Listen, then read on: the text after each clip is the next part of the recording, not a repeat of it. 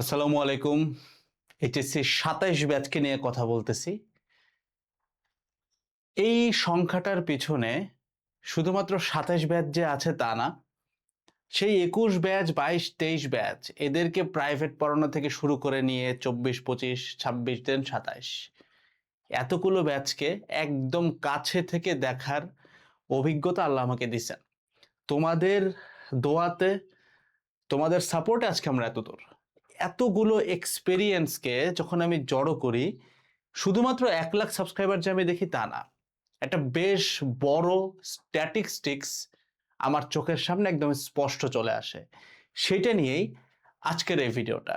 আজকে আমরা কথাবার্তা বলবো কেন, কেন হাফ ইয়ারলি এক্সামের পরেই এইচএসসির ম্যাক্সিমাম স্টুডেন্ট ঝরে যায়।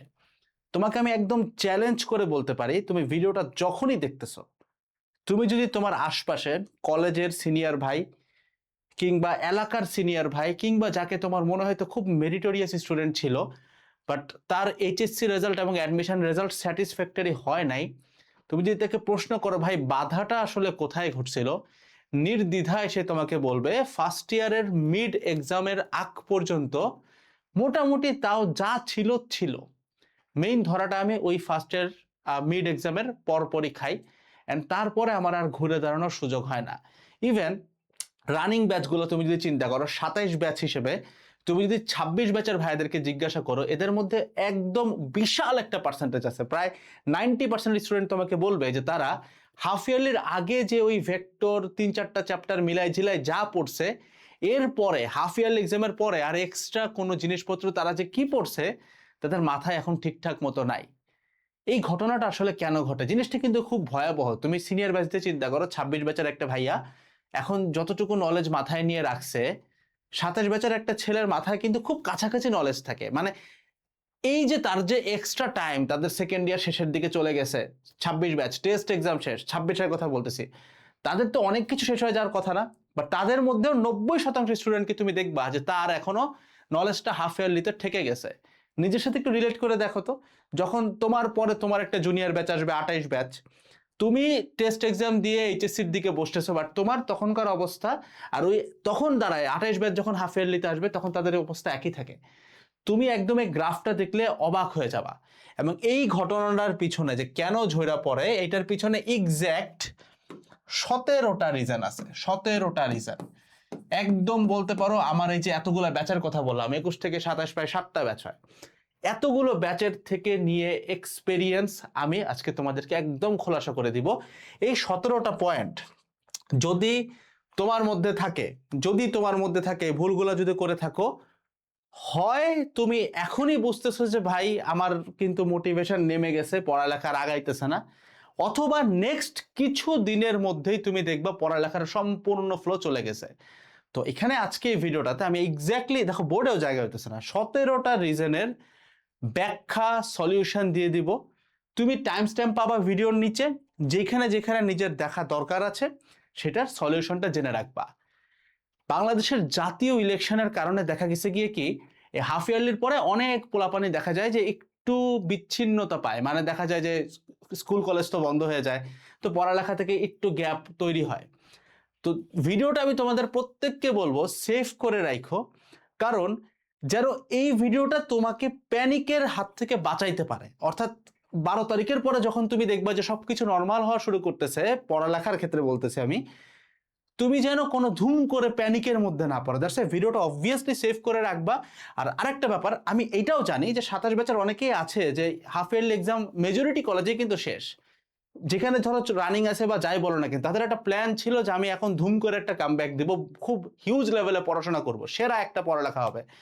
এদের ক্ষেত্রেও দেখা গেছে যে তোমাদেরকে এই যে ছোট্ট ব্রেকটা, ইলেকশনের কারণে যে ব্রেকটা আসতেছে, সবাই একটু থেমে যাচ্ছে, তোমাদের মনে হচ্ছে যে ভাই এটা তো আমার জন্য একটা থ্রেট, ভাই মানে কোথায় ফ্লো ছিল, ফ্লোটা নষ্ট হয়ে যেতে পারে, সামান্য একটু ট্র্যাকশন হইতে পারতো, নষ্ট হয়ে যেতে পারে। এই ভিডিওটা তোমাকে ওই জায়গা থেকে বাঁচাবে, যেন এটা তোমার থ্রেট না হয়, বরং এই যে বন্ধটা বা এই যে বিচ্ছিন্নতাটা, এটা যেন তোমার একটা ওয়েপন হিসেবে কাজ করে।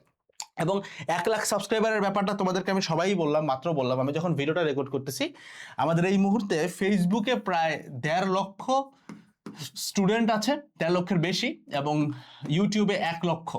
টোটাল 2.5 লাখ, এটা একটা বিশাল নাম্বার। এবং এই উপলক্ষে আমরা 9 ফেব্রুয়ারি, 10 ফেব্রুয়ারি এবং 11 ফেব্রুয়ারি এই 3 দিন ব্যাপী আমাদের এডেড গ্রুপের যে কোনো কোর্স তুমি মাত্র 970 টাকায় যুক্ত হইতে পারবা। কোনো কুপনের ঝামেলা নাই, ডিরেক্টলি ওয়েবসাইটে চলে যাবা, ওয়েবসাইটে দামই দেওয়া আছে 970 টাকা।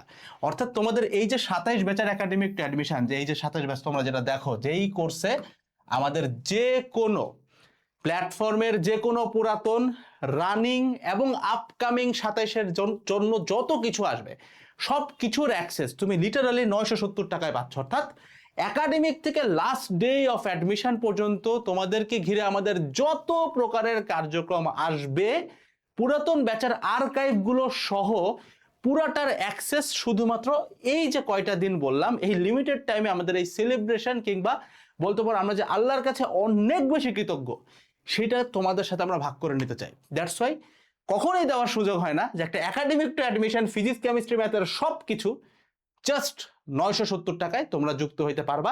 ওয়েবসাইটে গেলে কোর্সের লিঙ্ক দেওয়া আছে ভাই, ডেসক্রিপশনে দেওয়া আছে, গেলে সরাসরি ভর্তি দিতে পারবা, কোনো কুপনের ঝামেলা নেই, এনরোল করবা এবং পুরাটা অ্যাক্সেস পাবা। এমন না যে 970 টাকা, কারণ এই কোর্সের দাম এই 970-এর প্রায় 3 গুণের কাছাকাছি থাকে। তো জেনারেল কথা বলতেছি, কুপন দেওয়ার পরেও দেখা যায় যে 2000-এর উপরে থাকে। সো এটাও কিন্তু মনে করো না যে তুমি কি আংশিক অ্যাক্সেস পাবা কিনা, মোটেও না, লাইফ টাইম পুরাটার অ্যাক্সেস পাবা ভাই, ওয়েবসাইট থেকেই তো কিনতেছো, ঠিক আছে? সো ভাই দেরি করো না, তুমি যাদের যাদের এটা প্ল্যান ছিল যুক্ত হয়ে যেতে পারো। চলো আমরা 17টা কারণের একটা একটা করে ব্যাখ্যা করি। একদম প্রত্যেকটা কারণ যে সবার মধ্যে ঘটবে ব্যাপারটা এমন না, বাট একটা সিমটমস যদি থাকে উত্তরটা দেখে নিবা। আমি গেস করতেছি 10 থেকে 12টা, এইখানে 10 থেকে 12টা আছে যেটা 90% স্টুডেন্টের ক্ষেত্রেই একেবারে কমন প্রবলেম, একেবারে কমন ইস্যু। সো এগুলা যেন কোনোভাবে মিস না হয়, আর এক্সেপশনাল গুলো তুমি টাইম দেখে নিতে হবে। পয়েন্ট নাম্বার 1, সেটা হচ্ছে মোটিভেশনের কার্ভ। একটু মোটিভেশন কার্ভটা বোঝার চেষ্টা করো। যখন এসএসসি এক্সামটা তুমি দিয়ে আসো, তারপর একটা বন্ধ পাও, একটা রিফ্রেশমেন্ট হয়, দেন ইন্টারমিডিয়েটে তুমি পড়াশোনা শুরু করো। প্রথম দিকে যে দেখবে তোমাদেরকে উত্তেজিত 27 কেন বলা হইতো, মজা করে বলা হইতো, বাট কেন বলা হইতো? কারণ তখন অনেক ধরনের উত্তেজনা থাকে যে ভাই একসাথে 5টা রাইটারের বই পড়বো, যেখানে নর্মাল মানুষ 2টা রাইটার পড়তে পারে না। শুরুর দিকে কিন্তু এরকম একটা মোটিভেশন থাকে। এটা শুধুমাত্র 27 না, যে কারো ক্ষেত্রে, আমাদের ক্ষেত্রেও সেম ছিল। এই যে মোটিভেশনের একটা হিউজ লেভেলে পিকে তোমরা থাকো, এই মোটিভেশনের ব্যাপারটাই ধুম করে একদম একটা পিক থেকে নিচের দিকে নামতে থাকে। হাফ ইয়ারলি এক্সামে পরে বা হাফ ইয়ারলি এক্সাম চলাকালীন সময় দেখা যায় যে স্টুডেন্টরা যেই মোটিভেশনটা এর আগে ধরে রাখতো তারপরে অটোমেটিক্যালি কমে যায়। এই ঘটনাটা যদি ঘটে থাকে তাহলে এই গ্রাফটা একটু মাথায় রাখবা। ইন্টারমিডিয়েটের একটা আইডিয়াল গ্রাফ এরকম হয়, ধরো এইখান থেকে তোমার মোটিভেশন ছিল, হালকা নামবে আবার উঠবে, নামবে উঠবে উঠবে, বাট এরকম চলবে। তো তুমি যদি এই জিনিসটারে অনেক বেশি জুম ইন কইরা দেখতে পারো, তোমার কাছে জিনিসটা অনেকটা স্ট্রেট লাইনের মতোই লাগবে। মানে অনেক বেশি জুম ইন করা যদি সম্ভব হইতো, অনেক বড়, তাহলে তোমার কাছে মনে হবে এই যে কার্ভ ডাউনটা হইতেছে এটা মোটামুটি ভাই একটা স্ট্রেট লাইনেই আছে, এরকমই তোমার কাছে মনে হবে। সো এইটা হচ্ছে একটা আইডিয়াল গ্রাফ। তো যারা ভিডিওটা দেখতেছো, এইটা হচ্ছে আইডিয়াল গ্রাফ। অর্থাৎ ইন্টারমিডিয়েট একটা ম্যারাথন দৌড় ভাই, বিশাল বড় একটা সিলেবাস। তো তোমার কখনোই মোটিভেশন একদম তুঙ্গে যাবে না, কখনোই নামবে না। এইটা হয়ে গেলে কিন্তু এটা অ্যাবনর্মাল। তোমাকে টার্গেট রাখতে হবে প্রতিদিন যেন সেম মোটিভেশন থাকে। তোমাকে আমি বলতেছি না রেগুলার 16 ঘন্টা পড়া, বাট অ্যাটলিস্ট রেগুলার টেবিলে যেন 7-8 ঘন্টা অ্যাটলিস্ট পড়া হয়। এইটা একটা রেগুলার মোটিভেশনাল থিং। এক্সাম আসলে, চাপ বাড়লে তখন এটা বাড়বে। আবার ধরো অসুস্থতা আসলে বা কোনো বিপদ আল্লাহ না করুক যদি চলে আসে, তখন এটা কমে যায় 5 ঘন্টা হইতে পারে। বাট একদম একদিন 0 ঘন্টা আর একদিন 16 ঘন্টা এই ধরনের কার্ভ কিন্তু সাস্টেইন করে না। ওই ধরনের কার্ভ দেখা যায় ওই যে নিউ 10-এ থাকতে, ওল্ড 10-এ থাকতে আমরা একটু দেখতে পারি যে ধুম করে মোটিভেশন হয়, এসএসসিতে ভালো হয়। বাট এসএসসি আর এইচএসসি আকাশ পাতাল পার্থক্য। সো পয়েন্ট 1-এর সলিউশন বুঝছো, মোটিভেশন ধরে রাখতে হবে। মোটিভেশন যদি না আসে, তোমার নিজের মধ্যে ডিসিপ্লিনটা বিল্ড আপ করতে হবে। ডিসিপ্লিন কেমনে বিল্ড হবে, নেক্সট 16টা পয়েন্ট তোমাকে এটা বলে দিবে, ওইটা জাস্ট একটু ফলো করলেই হয়ে যাবে। তো আসলে সেকেন্ড পয়েন্টে চলে যাই, এসএসসির ফ্লো। এসএসসির ফ্লো কি জানো? এটা হচ্ছে আমরা একদম আমাদের ব্যাচ থেকে রিলেট করতে পারি। এসএসসি এক্সাম দিয়ে আসার পরে একদল পাবলিক এনডিসির প্রেপ নেয়, আর একদল পাবলিক হচ্ছে নতুন কিছু বই টই কিনে ইন্টারের পড়াশোনা শুরু করে দেয়, এসএসসির ব্রেকের কথা বলতেছে। সো তখন না পড়ালেখা একটা ফ্লো চলে আসে অটোমেটিক্যালি, প্লাস নতুন বই কিনতেছো, আজীবন এনসিটিভির বুক পড়ছো, এখন একটু বিভিন্ন রাইটারের বই পড়ো, নিজেকে একটু ভার্সিটি স্টুডেন্ট মনে হয়। সো এইটা একটা ফ্লো ক্রিয়েট করে। অলসো তুমি এসএসসি এক্সাম দিছিলা, আমি আগের কথা বলতেছি, এক্সাম দিয়ে আসছো, সো নিজের মধ্যে কিন্তু একটা অন্যরকম ফ্লো থাকে ভাই, এটা অস্বীকার করার কিছু নাই। ওই এক্সামের চাপের যে ফ্লোটা, এই ফ্লোর কারণে দেখা যায় যে হাফ ইয়ারলির আগ পর্যন্ত এই ফ্লোটা থাকে, কিন্তু হাফ ইয়ারলি যখন খুব বড় লেভেলে একটা ধরা আমাদের দিয়ে দেয়, ফ্লোটা ছাট করে নেমে যায়। সেই ক্ষেত্রে ওই যে মোটিভেশন কার্ভ যেটা, এটাই মাথায় রাখতে হবে যে তোমাকে ফ্লোটা ধরে রাখতে হবে ভাই। ইন্টারমিডিয়েটের প্রথম 3-4 মাস যদি কারো কথা চিন্তা করো, এরা সবাই না ভাই ওই ভেক্টর, গুণগত রসায়ন, এই চ্যাপ্টারগুলো পড়ছে ভাই, ম্যাথের ক্ষেত্রে ম্যাট্রিক্স, ভেক্টর, এগুলো পড়ছে, সবাই পড়ছে। তুমি দেখবা, আমি একটা তোমাকে উদাহরণ দেই, শোনো। ইউটিউবে যায়, তুমি যদি আজকে সে অপূর্ব দাদার কথা বলি, আমার খুব পছন্দের একজন ফিজিক্স টিচার, ওনার যদি ক্লাসগুলোর ভিউজ দেখো, তুমি দেখবে সব থেকে বেশি ভিউজ হলো কন্টেন্টের মধ্যে অন্যতম থাকবে ভেক্টরের ক্লাস। একইভাবে ম্যাথের ক্ষেত্রে চিন্তা করলে তুমি দেখবে সব থেকে বেশি ভিউজ পাবা উপরের দিকের চ্যাপ্টারগুলো, মানে শুরুর দিকের চ্যাপ্টার। এটার কারণ কি? কারণ হচ্ছে ওই চ্যাপ্টারগুলাই সবাই দেখতেছে, এর পরবর্তীতে তাদের ফ্লোটা নষ্ট হচ্ছে, যার কারণে ভিউজটাও কমে। অর্থাৎ স্টুডেন্টরা ভেক্টর ক্লাস যে পরিমাণ বাংলাদেশে দেখে, অন্য ফিজিক্সের যে আরো 19টা চ্যাপ্টার আছে, আমার সন্দেহ যে 19টা চ্যাপ্টার সব যোগ করলেও এত ক্লাস মানুষ দেখে না, জাস্ট ভেক্টর যেটা দেখে। এটার রিজন হচ্ছে মোটিভেশন কমে যায়। এটা তোমার মাথায় হয়তো এতদিন ক্লিক করে নাই, আমি ক্লিক করাই দিয়ে গেলাম, এখন কি করতে হবে তুমি কিন্তু বুঝে গেছো, মোটিভেশনটা ধরে রাখতে হবে। Third point, the syllabus gets tougher. এটা মানে ডিনাই করার কোনো চান্স নাই। শুরুর দিকে ভেক্টর ম্যাট্রিক্স বুঝতে একটু প্যারা লাগলেও যখন বোঝা চলে আসে তখন ইজি মনে হয়। তারপরে সরল রেখা একটা চ্যাপ্টার আসে, তখন দেখি যে আরে ভাই, ইকুয়েশনের মধ্যে এত প্যাচ, কোন দিয়ে অ্যাঙ্গেল দেওয়া আছে, এখান থেকে ইকুয়েশন বাড়ি করা লাগতেছে, কোন ফর্মুলা খাটাবো এটাই মাথায় আসে না। ফিজিক্সের ক্ষেত্রে চিন্তা করো, নিউটনের মেকানিক্স, জড়তার ভ্রামক, এতগুলো সূত্র মুখস্থ করবো কি? সো দেখা যায় কি, তখন আস্তে আস্তে সিলেবাসটা টাফ হওয়া শুরু করে। সিলেবাস যখন টাফ হওয়া শুরু করে, তখন দেখা যায় কি ভাই, যে আমাদের ব্রেন আর নিতে পারে না। সো আস্তে আস্তে ও কিন্তু দেখা যায় মোটিভেশনটা হারানো শুরু করে। যেমন আমি আমার একদম ব্যক্তিগত এক্সপিরিয়েন্স তোমাকে বলি, আমাদের ভেক্টর ক্লাস, আমাদের ভেক্টর ক্লাসের ছোট ছোট থিওরিগুলো, ছোট ছোট ক্লাস, যে টপিক ওয়াইজ ক্লাসগুলো, আমাদের ফাউন্ডেশন ক্লাসগুলোর কথা বলতেছি, একাডেমিক অ্যাডমিশনের ভিতরে থাকে এটা। তো ভেক্টরের ছোট ছোট ক্লাসগুলো যোগ করলে 3 ঘন্টার মতো হয়। বাট এই একই জিনিস যখন আমরা নিউটনে বলবিদ্যা করছি, এটা 5 ঘন্টার মধ্যে আটাইতে আমাদের কষ্ট হয়ে গেছে। কারণ কি? কারণ সিলেবাস ইজ গেটিং টাফার। আরেকটু পরে যাও, তুমি ডিফারেন্সিয়েশনের কথা চিন্তা করো, আমাদের 9 ঘন্টা লাগছে। মানে এর থেকে ছোট ক্লাস কিন্তু তুমি অনলাইনে পাবা না। বাট তাও বলতেছে 9 ঘন্টা, যেখানে ম্যাট্রিক্স নির্ণায়ক আমরা 2 ঘন্টায় কভার করতে পারি, কিন্তু এটা লাগছে 9 ঘন্টা। মানে আমি তো এগুলো দেখছি ভাই, প্রোডাকশন দেখছি। সো ছোট ছোট ক্লাসের ডিউরেশন যোগ করে বলতেছে 9 ঘন্টার একটা ক্লাস না, ছোট ছোট অনেকগুলো ক্লাস, বাট যোগ করলে এটা হয়। সো দেখো শিফটটা দেখছো, এই যে সিলেবাসটা বড় হয়ে যাচ্ছে, সিলেবাসটা টাফার হচ্ছে। তুমি দেখবে তাপগতিবিদ্যা যদি কখনো খোলার সুযোগ হয় এখনই, দেখো যে কি পরিমাণ সূত্র, মানে তোমার ভেক্টর আর হচ্ছে কাজ ক্ষমতা শক্তি আর গ্র্যাভিটি, এরকম 3-4টা চ্যাপ্টার যোগ করলে যে কয়টা সূত্র পাবা, তার থেকে বেশি সূত্র আছে তাপগতিবিদ্যায়। ওই যে গ্রাফ দিয়ে তোমার দিন চলে যাবে। আমরা তো ক্লাস কম্পিট করা নিয়ে বলি ভাই, কাজ করি। সো আমিই বলতেছি যে সিলেবাসটা বড় হইতে থাকে, কারণ আমি তো নিজে করছি, এক একটা চ্যাপ্টার 1 মাস ধরে করা, বুঝতেছো? সো আমরা এটা জানি। সো দ্যাটস এ, সিলেবাস যেহেতু টাফ হয়, অটোমেটিক্যালি ঝরে পড়ার একটা রেট আসে। মাঝখানে একটু চলো, একটু ফ্লোটা ব্রেক করি, থার্ড পর্যন্ত আসছি। এটা একটা বলি, সেটা হচ্ছে এখানে একটা রেজাল্টের ছিল কলেজ র্যাঙ্ক। এটা একটু বলে আসি, কলেজ র্যাঙ্ক জিনিসটা কি। দেখো আমরা দেখা গেছে গিয়ে কি, এসএসসিতে না, আমার কাছে মনে হয় না ম্যাট্রিকে কেউ খারাপ স্টুডেন্ট থাকে। ম্যাট্রিকে, জেএসসিতে, পিএসসিতে, এসএসসিতে, এরা আসলে আমরা কেউ খারাপ স্টুডেন্ট থাকি না। মোটামুটি পড়ালেখায় একটা যথেষ্ট ভালো লেভেলে ফ্লো থাকে। আর দেখা যায় খুব খারাপ স্টুডেন্ট মানে হইলেও দেখা যায় রোল 10-20-এর মধ্যে থাকে অ্যাটলিস্ট। ইন্টারে আসা যখন দেখা যায় যে একটা সমুদ্রের মধ্যে এসে পড়লাম, পুকুর থেকে উঠায় নিয়ে, তারপরে হাফ ইয়ারলি এক্সামটা হইলো কলেজে, যদি কিছু কিছু কলেজে কিন্তু রেজাল্ট দিছে আমি জানি, ওই র্যাঙ্কটা দেখার পরে তার একটা ডিপ্রেশনে চলে যায় যে ভাই, আমি হইতেছি স্কুলের টপ 10-এর স্টুডেন্ট, বা আমি টপ 20-এর স্টুডেন্ট, এখন আমার র্যাঙ্ক আসতেছে লাস্টের দিকে। সো এই ক্ষেত্রে রিয়েলিটি চেক হচ্ছে ভাই, ইটস কোয়াইট নর্মাল। আমি আমার একদম ছোটবেলা থেকে, মানে একদম ছোটবেলা থেকে, মোটামুটি ক্লাস 3 থেকে হবে অ্যাটলিস্ট, ক্লাস 10 পর্যন্ত আমার রোল 1 ছিল, মানে একদম আনডিসপিউটেড 1 সারা জীবন ছিল আলহামদুলিল্লাহ। কলেজ লাইফে এসে আমার প্রথম র্যাঙ্ক আসলো যখন এনডিসিতে ঢুকলাম, আমার র্যাঙ্ক প্রবাবলি 246 বা এরকম ছিল হাফ ইয়ারলিতে। সো এইটা কিন্তু আমার জন্য বেশ বড় একটা ধাক্কা ছিল, যে আমি আমার সামনে জীবনে কোনো মানুষ দেখি নাই, এখন আমার সামনে 245টা মানুষ, ড্যাম। সো এই ক্ষেত্রে রিয়েলিটি চেক হচ্ছে ভাই, নিজেকে নিয়ে খুব বড় এক্সপেকটেশন রাখা যাবে না, এটা নর্মাল। স্কুল লাইফের র্যাঙ্ক আর কলেজ লাইফের র্যাঙ্ক কখনোই এক হয় না। আর ধরো স্কুলে যারা টপ 10-এ ছিল তারা যে সবাই ভালো ভালো ভার্সিটিতেও চান্স পাবে, ব্যাপারটা কিন্তু মোটেও এরকম না। কলেজ লাইফের পড়াশোনার র্যাঙ্কিং সিস্টেম সব কিছু অনেক ডিফারেন্ট।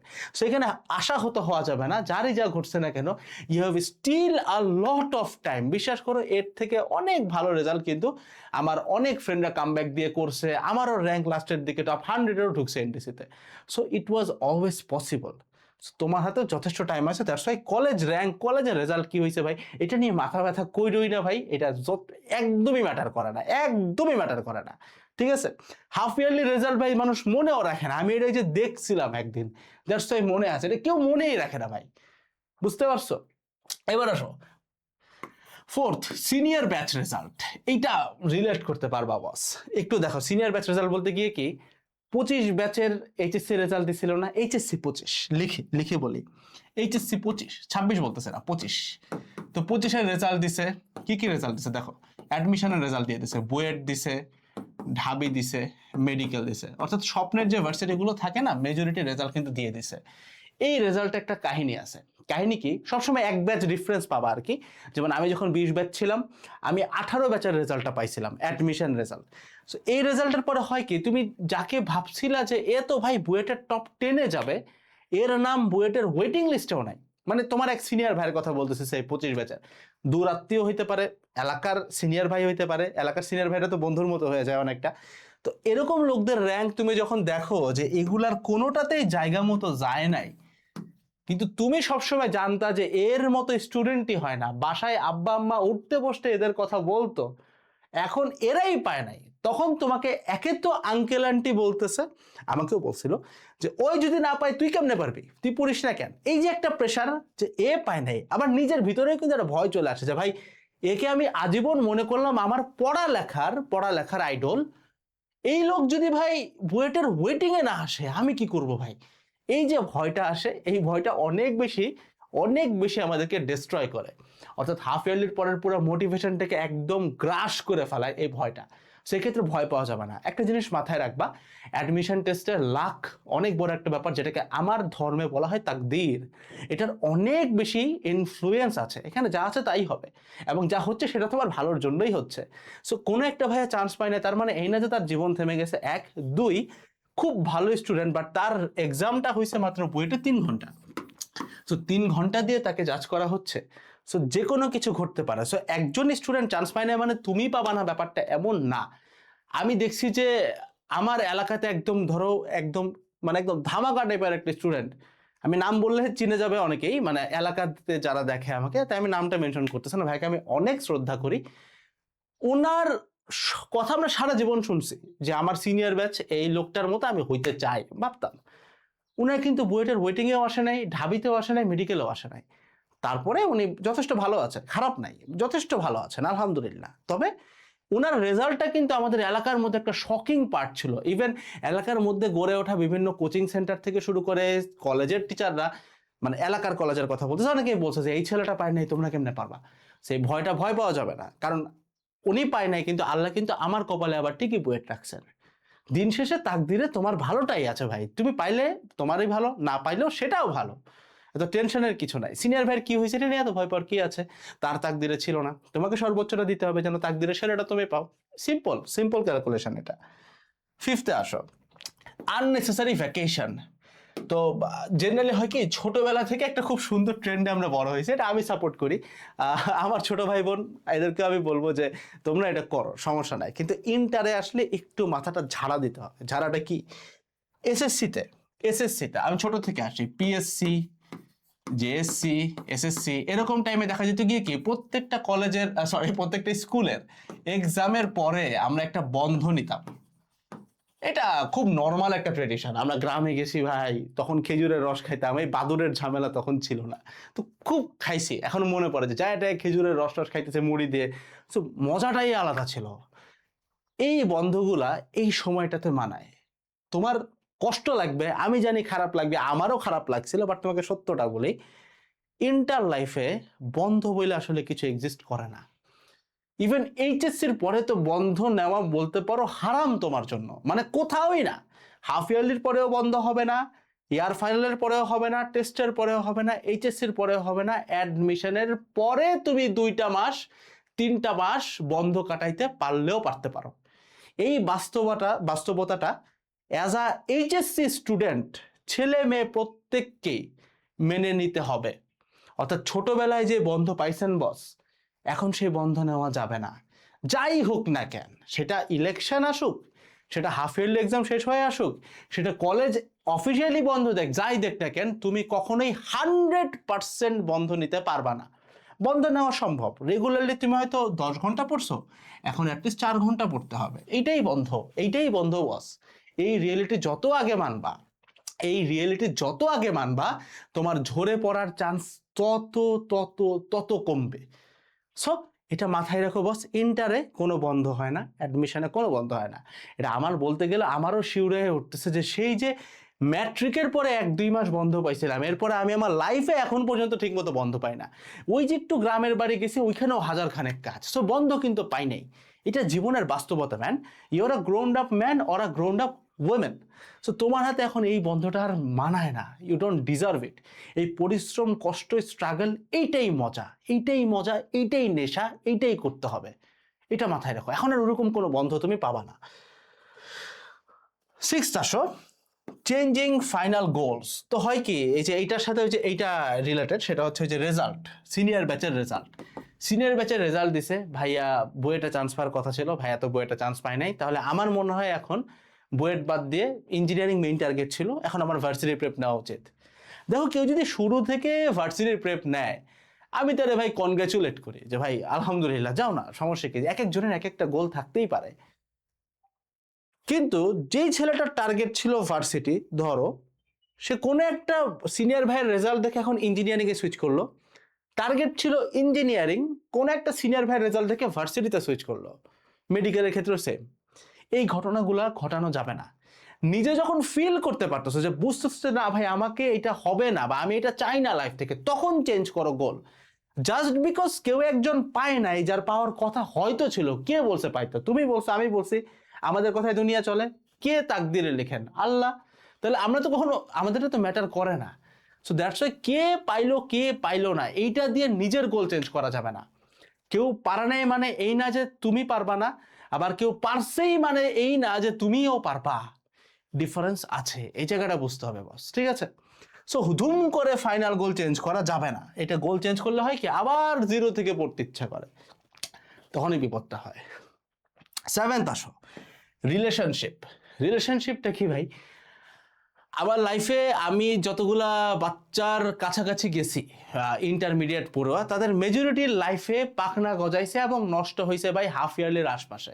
এই টাইমটাতে যায়, মানে এরকম একটা স্টোরি খুব কমনলি শুনবা যে ভাই এইচএসসির প্রথম 3-4 মাস খুব ভালো ছিলাম, 5ম মাসে যে কোনো একটা কারণে একটা রিলেশনশিপ আমার জুটছে। এই রিলেশনশিপ আমাকে টক্সিসিটি দিতে দিতে দিতে দিতে, হারাম তো ভাই, টক্সিসিটি দিবেই, দিতে দিতে দিতে আমাকে একদম নিচে নামাই ফেলছে। এখন ভাই টেস্টে কেমনে পাশ করবো এটা বলেন, 26 ব্যাচের কাছে যায় ভাই, কমন কথা, এটা একেবারে কমন, যে কোনো ব্যাচের ক্ষেত্রে এটা কমন। সো রিলেশনশিপের একটা পিক মোমেন্ট থাকে এই এইচএসসির 4-5 মাস পরেই। এই টাইমটাতে একটু পাখনা গজায়, যারা শহরে আসছে তারা শহরটা একটু চিনে ফেলছে, একটু পাখনা গজায়, এই জায়গাটাতে নষ্ট হয়। একটা জিনিস সোজা বাংলায় বুঝো, যে জিনিসটা হারাম, বাংলা নিষিদ্ধ, নিষিদ্ধ জিনিস করলে তোমার ক্ষতি হবেই, নিষিদ্ধ জিনিস করলে তোমার ক্ষতি হবেই। সো এটা তুমি যখনই করো না কেন, নিষিদ্ধ মানে ক্ষতি হবে। আর যদি তুমি এটা হাফ ইয়ারলির পর পর করো ভাই, যে টাইমটা তোমার গোল্ডেন টাইম, যেই টাইমে মানুষ মেজরিটি কাম ব্যাক দেয়, যেই টাইমে মানুষ তার ভিতটা গড়ে গড়ে, ওই টাইমে কাজ করলে পুরা লাইফ ডিস্ট্রয়েড। সো এই টাইমে রিলেশনশিপের ধারে কাছেও যাওয়া যাবে না, ইটস কমপ্লিটলি হারাম। সো হারাম কথাটা মাথায় দেওয়ার পর আমার কাছে মনে হয় না যে একজন মুসলমানরা আমার আর কিছু বলা দরকার আছে। ইটস হারাম ভাই, বাদ শেষ, কথা বাদ শেষ। 8th আসো, close attachment with college friends. এটা একটু এক্সপ্লেন করার মজা আছে। ছোটবেলা থেকে 10-12 বছরের বন্ধু স্কুল লাইফে ফেলে দিয়ে কলেজে চলে আসে আমরা, অনেকেই ঘটে, অনেকের ক্ষেত্রে এটা ঘটে যে কলেজ লাইফে আসার পরে নতুন একটা এনভায়রনমেন্ট, নতুন কিছু ফ্রেন্ড সার্কেল, এটা একটু কষ্ট লাগলেও জিনিসটা একদিক দিয়ে ভালো যে আমার ওই যে আজাইরা কলেজের পরে আড্ডা দেওয়া বা আজাইরা কোথাও ঘুরতে যাওয়া কিংবা উল্টাপাল্টা কিছু করা, এই জিনিসটার চান্স অনেক কমে যায়। কারণ কি, যা দেখি তারই নতুন লাগে, আশেপাশে যত ফ্রেন্ড আছে সবারই নতুন লাগতেছে। কিন্তু এই যে 4-5 মাস একটা ক্লাসরুম তোমরা শেয়ার করছো, অথবা অনেকে আছে কলেজে যায় না, সেক্ষেত্রে তোমাদের হয়তো কমন কোনো মেসেঞ্জার গ্রুপ ছিল, কমন কোনো হোয়াটসঅ্যাপ গ্রুপ ছিল, বা অ্যাটলিস্ট নাম্বার তো থাকে বন্ধু বান্ধবের। 4-5 মাস কিন্তু কম সময়, কিন্তু এতটাও কম না। দেখা যায় একটা পয়েন্টে যায় মানুষের সাথে, বন্ধুদের মাঝখানে একটা নতুন বন্ধু তৈরি হয় এবং একটা ক্লোজ অ্যাটাচমেন্ট আসা শুরু করে। তখন তমুকের বাসায় আড্ডা, অমুকের বাসায় আড্ডা, তমুকের এলাকায় চায়ের আড্ডা, এগুলো অনেক বাড়ে। এগুলো বাড়ার কারণে দেখা যায় হাফ ইয়ারলির আগ পর্যন্ত ছেলে খুব ভালো ছিমছাম, মেয়ে খুব ভালো। হাফ ইয়ারলির পরে ধুম করে এরকম আড্ডা দিতে দিতে দিতে দিতে একটা সময় দেখে যে তার ডেইলি লাইফ থেকে প্রায় 5-6 ঘন্টা চলে যায় আড্ডাতে, সেটা মেসেঞ্জার কলে হোক, সেটা ডিসকর্ডে গেম খেলা দিয়ে হোক, কিংবা তার হ্যাং আউটে হোক। হ্যাং আউট কোনো খারাপ কিছু না, কিন্তু সেই জিনিসটা যখন তোমার সময়কে নষ্ট করা শুরু করে সেটা খারাপ। ধরো 1-2 ঘন্টা ঘোরা হইতেই পারে, কিন্তু একটা বন্ধু যে যাই করতেছে তুমিও তাই করতেছো, হয়তো তার এখন এটা দরকার সে করতেছে, বাট তোমার দরকার না তাও করতেছো, সে সময় নষ্ট করে তুমিও নষ্ট করতেছো, এইটা হয়ে গেলে কিন্তু বিপদ। তো এখান থেকে দূরে থাকতে হবে, এটা কিন্তু তোমাকে অনেক দূর নিচে টানবে। বিশ্বাস না হলেও বুঝবা, 2 মাস 3 মাস 4 মাস 6 মাস 7 মাস একদম চোখের পলকে চলে যাবে যদি এই জায়গায় পড়ো, একদম এক্সপিরিয়েন্স থেকে বললাম। 9th আসো, প্রেশার ফ্রম প্র্যাকটিক্যাল। ফার্স্ট ইয়ারের শুরুর দিকে প্র্যাকটিক্যাল করতে মজা লাগে। 9-10-এ আমরা খুব একটা ওই যে ভার্নিয়ার স্কেল, স্ক্রু গেজ এগুলো তো ধরার সুযোগ হয় না। ইন্টারে আসলে মোটামুটি বিভিন্ন কলেজে ল্যাবের ঝামেলা থাকে, আবার অনেক কলেজ আছে ল্যাবের ঝামেলা নাই কিন্তু বসায় খাতাটা ঠিক মতো লেখায়। তো হাফ ইয়ারলির পরে হয় কি, শুরুর দিকে অনেক কিছু ম্যানেজ করা যায়, হাফ ইয়ারলির আশপাশে এসে দুম করে এগুলো ম্যানেজ করা কঠিন হয়ে যায়, এইদিকে প্রেশারটা বাড়ে। এই ক্ষেত্রে দেখা যায় স্টুডেন্টদের অ্যাকচুয়াল পড়ালেখা যেটা সেটা কমে যায়। এই ক্ষেত্রে বস একটা জিনিস মাথায় রাখতে হবে, সেটা হইতেছে এই যে প্র্যাকটিক্যাল খাতার উপরে আছে 5-10 নাম্বার, প্র্যাকটিক্যালের নাম্বার আছে 25। এই 25 নাম্বার যে কোনো কলেজ ভাই, কে বাংলাদেশে আমরা পরীক্ষা দিয়ে আসছি, তুমি দিয়ে আসছো, এসএসসিতে কিরকম করে প্র্যাকটিক্যালের নাম্বার দিছে এটাও তুমি জানো। বাংলাদেশ মানে এটা নির্বাচন হোক নির্বাচন না হোক, বাংলাদেশ বাংলাদেশেই থাকবে, এটা তোমরা আমরা সবাই জানি, অসাধুদের একটা কারখানা। সো প্র্যাকটিক্যালে 25 কিন্তু আমরা কেউ আর্ন করি না, 25 কলেজ থেকেই দিয়ে দেয়। 25-এ 22 কোনো কলেজ থেকে দেয়, 23 দেয়, কলেজ ভেদে ডিফারেন্ট হয়, স্টুডেন্ট ভেদে ডিফারেন্ট হয় না। দ্যাটস এ প্র্যাকটিক্যাল, যেটা আমাদের লাইফে এতটা ম্যাটার করে না, সেটাকে ওইভাবেই দেখতে হবে। হ্যাঁ, খাতা লিখতে হবে লিখবো, কিন্তু নিজের পড়ালেখা বাদ দিয়ে না, এটা মাথায় রাখতে হবে। কঠিন প্র্যাকটিক্যাল ল্যাব হচ্ছে, বাট ওই ল্যাব তোমার কোনো কাজে আসবে না। তুমি যদি বুঝে যাও যেটা আসবে না, এটা জাস্ট তোমার টাইম খাচ্ছে, তাহলে ওই টাইমে বসে হইলেও অ্যাটলিস্ট বাংলা সাহিত্য পাঠটা পড়ে ফেলো। যদি গ্যাপ দেওয়া যায় গ্যাপ দাও, এটা হচ্ছে আমার বাস্তব কিছু তোমাকে গাইডলাইন দিলাম। যদি তোমার টিচার হইতাম, সরাসরি টিচার হইতাম, হয়তো বলতে পারতাম না, বাট আমি তোমাকে আমার আপন ভাই বোন হিসেবে চিন্তা করার সাহস রাখি, দ্যাটস ওয়াই কথাটা বললাম। সো এটাকে মাথা দিয়ে ডিল করতে হবে, ঠিক আছে। 10th আসো, সুইচিং রাইটার্স। এটা কিন্তু 10th না, আসলে 11, এটা বলে ফেলছে। সো সুইচিং রাইটার্স, তো এটা হয় কি ভাই, ফার্স্ট ইয়ারে এক বই, তপন স্যারের বই, সেকেন্ড তারপরে ফার্স্ট ইয়ারের হাফ ইয়ারের পরে আবার ইসাক স্যারের বই, তারপরে আবার প্রামাণিক, তারপরে আবার সেল, রাইটার সুইচ করতে থাকা। তুমি যদি কন্টিনিউয়াসলি রাইটার সুইচ করতে থাকো, দেখবা কোনো রাইটারই পড়া হচ্ছে না। একটা গোল্ডেন রুল শোনো, ফিজিক্সের ক্ষেত্রে সহজ, যে কোনো একটা রাইটার ধরবা, A to Z রিডিং পড়বা। কেমিস্ট্রির ক্ষেত্রে হাজারি স্যার ধরবা, A to Z পড়বা। ম্যাথের ক্ষেত্রে এস ও আহমেদ রূপন্তে কিতাব, যেটা ধরছোস ভাই, A to Z পুরাটা করবা। এরপরে টাইম থাকলে অন্য রাইটার পড়বো। ফিজিক্সের ক্ষেত্রে 2টা রাইটার পড়তে আমি বলি, যেমন ধরো তপন পুরাটা পড়ছো, সাথে এবার ইসাক পড়ো। কিন্তু তপন পড়ছো, এতদিন মেইন বই তপন ছিল, সেকেন্ডারি বই ইসাক ছিল, ধুম করে তপন হয়ে গেল তোমার বাইরে, খাতারই বাইরে, ধরু প্রামাণিক পড়তেছো এখন। এই কাজ করলে কোনো বই শেষ হবে না। সো রাইটার এইভাবে সুইচ করা যাবে না। হ্যাঁ, তোমার মেইন বই একই থাকবে, সেকেন্ডারি বইটা চেঞ্জ করা যায়, কারো মেইন বই ইসাক, কারো মেইন বই তপন, কোনো সমস্যা নেই, ইট গোজ ভাই। আর যারা ফাউন্ডেশন ক্লাস করো তাদেরকে আমরা এক কথায় বলে দেয় যে ফাউন্ডেশন ক্লাসের পর যে কোনো বই একটা রিডিং পড়লেই হয়ে যায়, বিকজ ওখানে যা পড়াইছি সবগুলো রাইটারের বইয়ের যা যা থিওরি তোমার জানা দরকার, অ্যাডমিশন পর্যন্ত সবই দেওয়া আছে, একদম জিরো থেকে বিল্ড আপ দেওয়া। সো আমি জানি, সো জাস্ট একটা বই রিডিং পড়লে হয়ে যায়। টাইম থাকলে 2টা পড়বা, বাট রিডিং পড়তে তোমার টাইম লাগবে না, কারণ সবই তোমার মাথায় অলরেডি চলে গেছে। ছোট ছোট ক্লাস তো কাজই এটা, এই জিনিসের কাজই এটা, তোমার পড়ালেখাটা কম্প্যাক্ট করা। এবার আসো 11th, standard of board question, মানে বোর্ড কোয়েশ্চেনের স্ট্যান্ডার্ড। ম্যাট্রিকে থাকতে আমরা জানি যে আব্বা আম্মারাও বলে, কিন্তু ইভেন টিচাররা তো বলে, স্কুলের টিচাররা, যে এই টেস্টের কোশ্চেন কঠিন করছি, ভয় পাইস না, বোর্ডের কোশ্চেন কিন্তু সহজ হয়। এসএসসি ম্যাট্রিকের কথা বলতেছি, ইন্টারে আসলে একটা ঘটনা তুমি দেখবা যে ভাই বোর্ড কোশ্চেন সহজ হয় না, বোর্ড কোশ্চেনের স্ট্যান্ডার্ডও যথেষ্ট হাই। তোমাকে আমি চ্যালেঞ্জ করে বলতেছি, ফিজিক্সের যশোর বোর্ড লাগবে না বস, ঢাকা বোর্ডই খুলো তো, লাস্ট যে কোনো একটা কোশ্চেন দেখো তো, তোমার কাছে কি এটা ম্যাট্রিকের কোশ্চেন লাগে? লাগবে না। সো বোর্ড কোশ্চেন টাফ হয়। তো এতদিন পর্যন্ত আমরা জানতাম যে বোর্ড কোশ্চেন তো সহজ হয়, এখন ধুম করে একটা দুইটা টেস্ট পেপার উল্টাইছি, অনেকেই উল্টাইছে, পুরাতন সিনিয়র ভাইয়ের কাছ থেকে পুরাতন একটা টেস্ট পেপার না একটু উল্টাইছে, 2 পেজ উল্টায় মাথা টাস, জানো ভাই এই কোশ্চেন। এই রিয়েলিটিটা তোমাকে যদি হিট করে থাকে, তোমাকে আমি বাস্তবতা বলি, এইটুক প্রেপ নিয়ে তো আর তুমি এইচএসসি তে বসতেছো না, সামনে আরো পড়বা না, পড়তে পড়তে পড়তে পড়তে তখন ওই ইন্টারের কোশ্চেনটাও নর্মাল লাগবে, আমি বলবো না খুব সহজ লাগবে, বাট নর্মাল লাগবে। সো দেখে এখন ভয় পেয়ে লাভ নাই, কারণ এই কোশ্চেন তুমি এই প্রস্তুতিতে নিবা না, আরো টাইম আছে, সো পড়বা তো, আরো সময় আছে, সো পড়ে পড়ে চেঞ্জ হবে। সো বারবার কোশ্চেন অনেক কঠিন হয়, এটা দেখে ভয় পাও না, তুমিও ওইটা উত্তর দিতে পারবে, কারণ এই কোশ্চেন গুলোতেই তো মানুষ উত্তর দিয়ে এইচএসসি তে গোল্ডেন পায়, বুয়েট মেডিকেল ঢাবিতে পড়তেছে, এই কোশ্চেন গুলাতেই তো। তো তুমি কেন পারবা না ভাই? ইনশাল্লাহ পারবা, ধৈর্য রাখো, ধৈর্য রাখতে হবে, কারণ আল্লাহ বলছেন যে যে লোকটা ধৈর্য রাখে তাকে আল্লাহ হিসাব নিকাশ না করে বরকত দেন, অর্থাৎ বেহিসাবি সে হচ্ছে গিয়ে রিজিক পায়। সো সবর করো, এটা মাথায় রেখো। 12th, uncertain accidents. এইটা এক্স্যাক্টলি হাফ ইয়ারলি ইনসিডেন্ট না, এটা যে কোনো ক্ষেত্রেই দেখা যায়, অনেক ক্ষেত্রে দেখা যায় যে হাফ ইয়ারলিটা বলার কারণ আছে। ওই যে হাফ ইয়ারলির পর অনেকে ভ্যাকেশন ট্যাকেশন নেয়, আমি একটা ছেলেকে প্রাইভেট পড়াইতাম, তো ওর ক্ষেত্রে ঘটনা কি ঘটছিল, অনেক আগের ব্যাচ আর কি, এটা বলে লাভ নেই, 22 ব্যাচ, ঠিক আছে।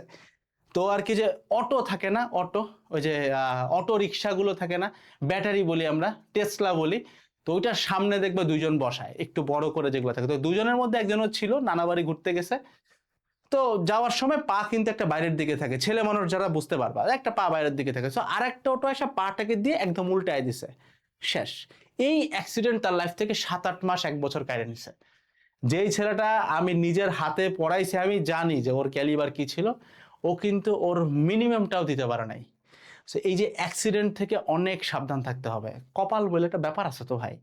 সো আননেসেসারি ঘোরা ফেরা যেমন করা যাবে না, ঠিক একইভাবে তুমি কি খাইতেছো, একবার যদি জায়গা মতো ডায়রিয়া ধরে, একবার যদি কলার পানি খায় জায়গা মতো টাইফয়েড হয়, আল্লাহ না করুক, বুঝবা লাইফ কারে বলে। টাইফয়েড এমন জিনিস যে মানুষের রোগ হয়ে ভাই চোখ টেরা হয়ে যায়, এরকম ভয়াবহ লেভেলে হয়। পড়ালেখা দূর, মানে তুমি বাঁচবাই কিনা, মানে ওইটা নিয়ে সারাদিন টেনশনে থাকবে। সো খাওয়া দাওয়া নিয়ে খুব সাবধান, ইয়া ফার্স্ট হাফ ইয়ারলির পরে তমুক রেস্টুরেন্ট অমুক রেস্টুরেন্ট, যে হচ্ছে ডাইল ডুইল খায়াটে পাগল হয়ে যাচ্ছে ভাই, এমন অসুখ ধরতে পারে, তুমি কিন্তু চিন্তা করবে না। মানে সুস্থ থাকাকালীন আমরা বুঝি না যে সুস্থ থাকা কত বড় নেয়ামত, এটা আমরা বুঝি না। সো এটাকে ভাই একটু পাত্তা দিও। অ্যাক্সিডেন্টের কারণে কয়টা স্টুডেন্টের লাইফ ঝরে পড়ছে তুমি যদি একটু বস কাউন্ট দেওয়া শুরু করো, অনেক পাবা, অনেক। সো সাবধান। 13th, EBI coaching, English Bangla আইসিটির কোচিং। আমি প্রেফার করি ইংলিশ বাংলা আইসিটির জন্য ভাই, এখন এর থেকে তুমুল লেভেলে জোস পড়া এরকম অজস্র টিচার আছেন, অনলাইন ক্লাস তাদেরটা করতে পারো, তাও ভাল লাগে না, বাংলার ক্ষেত্রে টেস্ট পেপার পড়ো, বাংলার সেকেন্ড পেপারের ক্ষেত্রে বোর্ড কোশ্চেন করো, ইংলিশের ক্ষেত্রে মডেল টেস্ট বই একটা কিনো, নবদূত অ্যাডভান্স যা ভাল লাগে কিনে বোর্ড কোশ্চেন সলভ করা শুরু করো। আইসিটির ক্ষেত্রে বোর্ড কোশ্চেন দেখো টেস্ট পেপারে কি আছে, পুরাতন ভ্যাকেন্সিকে নিয়ে এসে পড়ো। বাট ইংলিশ বাংলা আইসিটি তোমার লাইফ থেকে যদি রেগুলারলি 3-4 ঘন্টা অফলাইন কোচিং বা কিংবা কোনো একটা কোচিং কেড়ে নেয়, এটা অনেক বড় পস্তাবা। কারণ শুরুর দিকে মনে হয় যে ভাই একটু পড়ি না, ইংলিশ বাংলা আইসিটি তো লাগবে, বাট একটু বুঝো, যাদের টার্গেট বুয়েট মেডিকেল ঢাবি, ইংলিশ বাংলা আইসিটিতে তোমার ম্যাক্সিমাম নাম্বার লাগবে হচ্ছে A+, এর উপরে নাম্বার কিন্তু কোথাও কাউন্ট করে না, ওই জিপিএ 5টাই দরকার। সো যেইখানে তোমার 80% নাম্বার দরকার, সেটার সাথে তুমি যদি এখন পিসিএম এ বুয়েট মাঝে মাঝে 90%+ চায় বসে, ওইটার সাথে তুমি যদি মিলাও তাহলে কি হবে? তাহলে কিন্তু হবে না। সো এটা ছাইড়া দিতে বলতেছি না, বাট সপ্তাহে 1-2 দিন রাখো ভাই, এটা মোর দেন ইনাফ, এর বেশি প্যারা নিও না, এটা কিন্তু অনেক টাইম খাবে তোমার। 14th আসো, trying to be a perfectionist. I like this point, perfectionist. এসএসসিতে আমরা খুব ভালো ছেলে, চুলটা খুব সুন্দর করে আঁচড়াই, স্কুলে খুব ভালো র্যাঙ্ক আসে, টপ এরকম একটা ব্যাপার, খুব ভালো ফুটবল খেলি, খুব ভালো ক্রিকেট খেলি, পদার্থবিজ্ঞান যতটুকু পারি, রসায়ন ততটুকু পারি, ম্যাথ ততটুকু পারি, সব কিছু ভালো মতো পারি। ইন্টারে এসে পদার্থ হয়ে গেছে 2টা পেপার। খেলার সময় তো দূর করো ভাই, মানে নিঃশ্বাস নেওয়ার সময় নাই। সো ইন্টারে এসে যদি তুমি এখন একজন পারফেকশনিস্ট হইতে চাও, ইটস ইম্পসিবল। অর্থাৎ এসএসসিতে আমরা সবাই অলরাউন্ডার থাকি, ইন্টারে এসে যারা অলরাউন্ডার থাকার চেষ্টা করে তারা কিন্তু লাইফ থেকে অনেক বেশি পিছিয়ে যায়। একটা জিনিস সবসময় মাথায় রাখবা যে the best things that we get from the universe, এটা কিন্তু ব্লাস্ট হয়ে আসে। যেমন বিগ ব্যাং থিওরি, দেখো পৃথিবীর সাইজ আর হচ্ছে বৃহস্পতির সাইজ কিন্তু এক না, সূর্যের সাইজ এটারও এক না। তো দেখো প্রকৃতি বা মহান আল্লাহর সৃষ্টির দিকে একটু তাকাও, উনি কিন্তু এগুলো সমান সমান বানায় নাই, হাতের 5টা আঙ্গুল সমান দেয় নাই। সমান দিলে কিন্তু মুট করতে পারতাম না। তুমি একটা গাড়ির পিস্টন চিন্তা করো, গাড়ি যে কোনো ভেহিকেল কিংবা প্রাইভেট কার বা যে কোনো বাসেও পিস্টন থাকে, পিস্টন পিস্টন দেখবা কতটা ইকুয়ালি বানানো থাকে, ইকুয়াল থাকে। কেন? কারণ এটা মানব সৃষ্ট। বাট একটা চিন্তা করে একটা পিস্টন 30 বছর পরেই এ হয়ে যায়।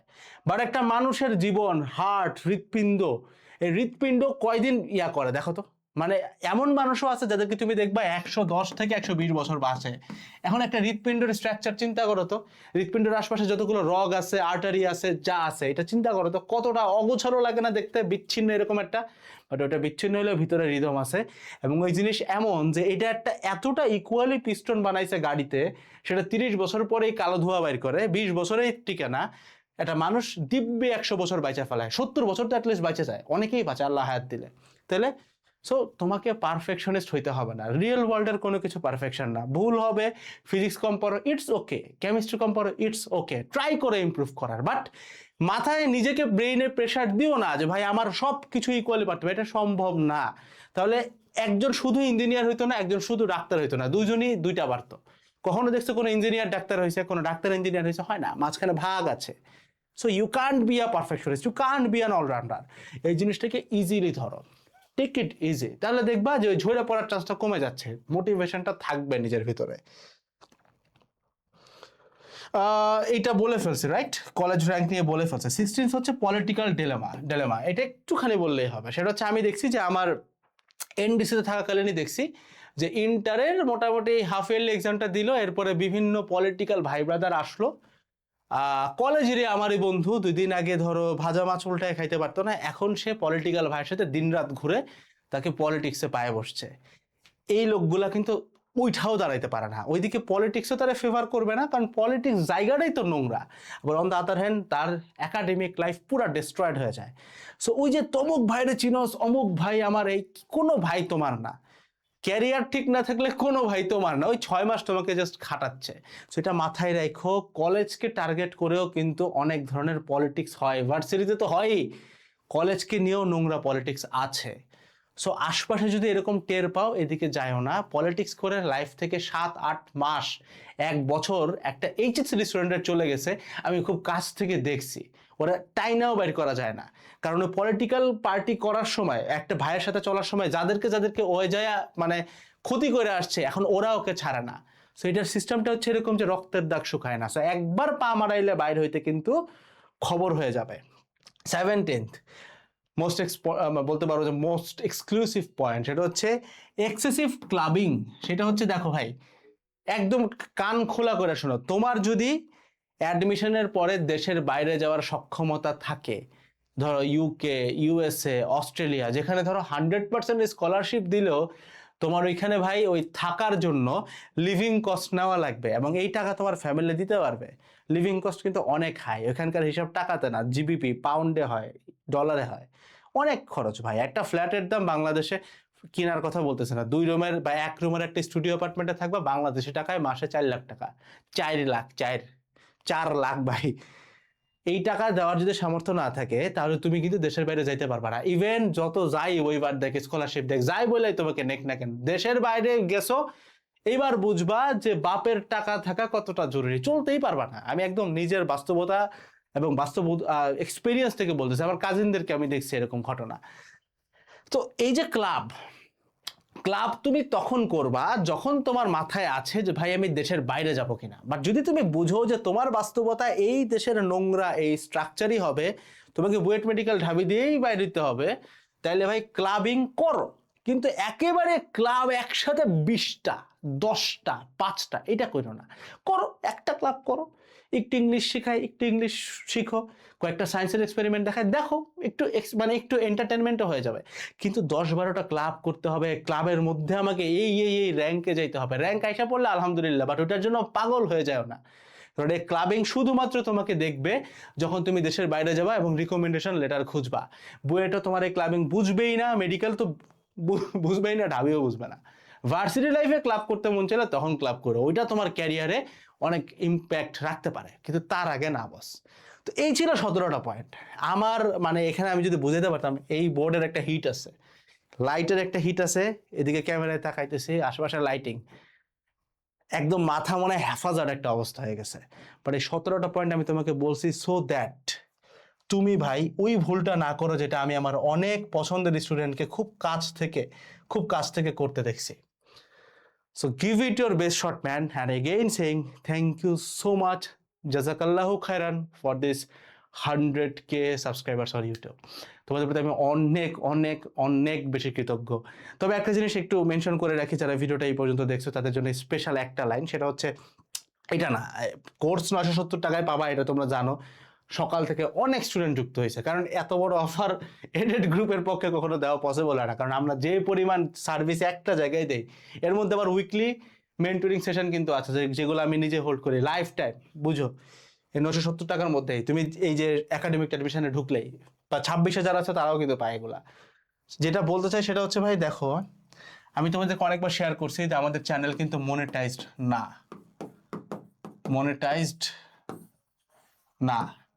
সো মনিটাইজেশন না থাকলে কোনো প্লে বাটন আসে না। সো আমরা কিন্তু প্লে বাটন পাবো না। সো ওই প্লে বাটনটা কিন্তু এক্সপেক্ট করা যাবে না আমাদের কাছ থেকে, প্লে বাটন আসবে না। এটা ইউটিউবের একটা স্ট্রিক্ট ল। আগে ছিল যে মনিটাইজেশন না থাকলেও প্লে বাটন দিত, বাট এখন মনিটাইজেশন না থাকলে প্লে বাটন দেয় না। তো আমি কি কষ্ট পাইছি? মোটেও কষ্ট পাইনি ভাই। আমার ইমান আমাকে বলে আমি যে কাজটা করছি আলহামদুলিল্লাহ ভালো করছি। কারণ আমি চাই না যে, যদিও তারপরে ওই ইউটিউব অ্যাড দেখাবে, ওর কাজই এটা ভাই, ওর কাজ এটা, বাট অ্যাটলিস্ট ওইটার অংশীদার আমি না ভাই। আমি দূরে আছি, কেয়ামতের দিন হাসরের ময়দানে আমি ওইটা নিয়ে জবাবদিহিতা করা লাগবে না, যে আমার মানে আমি তো আর দেখাই নাই, আমি তো ওইখান থেকে কিছু করি নাই। সো আমাদের মনিটাইজেশন নাই দেখে আমাদের কোনো প্লে বাটন আসবে না। এটা ইউটিউব থেকেও স্ট্রিক্টলি জানাই দেওয়া হয়েছে, অ্যান্ড এটা আমাদের কিচ্ছু যায় আসে না, কারণ উপরে আমার আল্লাহ আছেন। আমি তার দিন প্রচারে আমার জীবনের অনেক রিস্ক অলরেডি আমি নিছি, আমি এটা নিতে থাকবো। আমার স্টুডেন্টরা যেন ছোটবেলা থেকে ইসলামের সহিত বড় হইতে পারে, অ্যাকচুয়াল জ্ঞান নিয়ে বড় হইতে পারে। That's all about it. যদিও 27কে নিয়ে বাড়াচ্ছি, বাট অন্য ব্যাচারে যদি কেউ দেখে থাকো ভাই, তোমাদের সবার প্রতি, 27 ব্যাচকে ইনক্লুড করে বলতেছি, সবার প্রতি আমি অনেক বেশি কৃতজ্ঞ ম্যান। আলহামদুলিল্লাহ ফর এভরিথিং। আসসালামু আলাইকুম, টাটা।